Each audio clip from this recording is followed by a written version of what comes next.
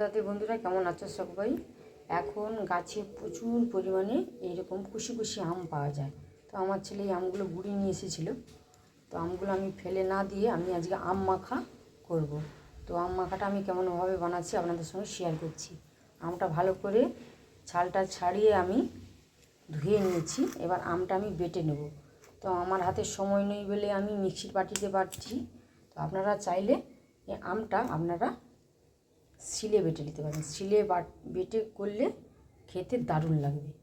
তো আমি এখানে দুটো কাঁচা লঙ্কা দিয়ে দিচ্ছি আমের সঙ্গে। আর এখানে একটা মিক্সির বাটি নিয়েছি।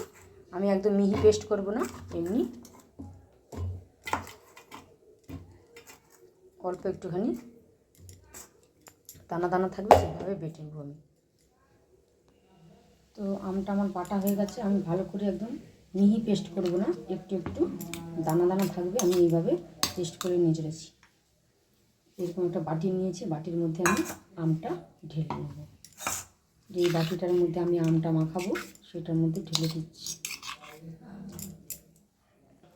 তো আম মাখাটার মধ্যে আমি একটু বিট লবণ দিয়ে দিচ্ছি।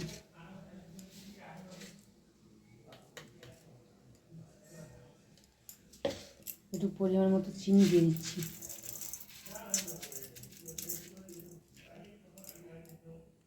একটু সরষের তেল দিয়ে দিচ্ছি অল্প করে। তো এবার আমি এটা ভালো করে একটা চামচের সাহায্যে মাখিয়ে নিচ্ছি।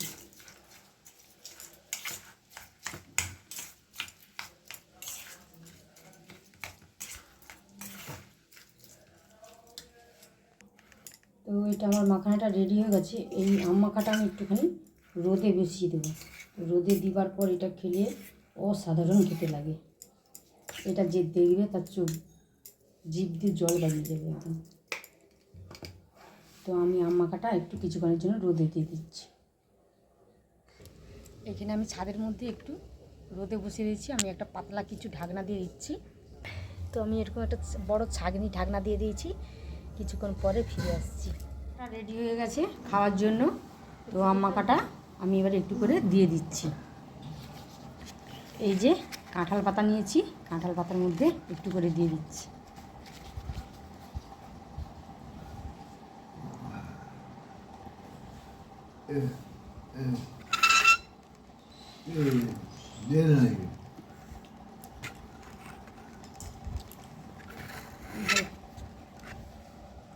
আম মাখাটা আমার ছেলে খেয়ে বলবে কেমন হয়েছে।